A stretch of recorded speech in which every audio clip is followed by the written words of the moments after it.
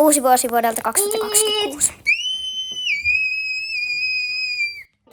Me mentiin tonne pihalle vähän räjähteleen uuden vuoden raketteja. Tässä vähän videoa. Siis me räjäteltiin tuossa noita pikkuraketteja ja tähtisadetikkuja.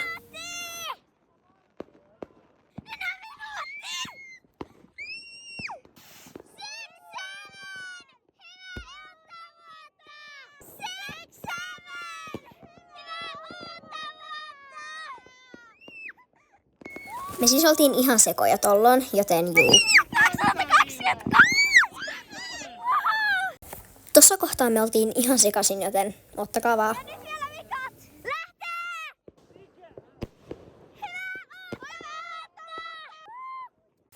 Eli tollon kello on jo joku vartin yli ja me vaan katteltiin muitten ja raketteja.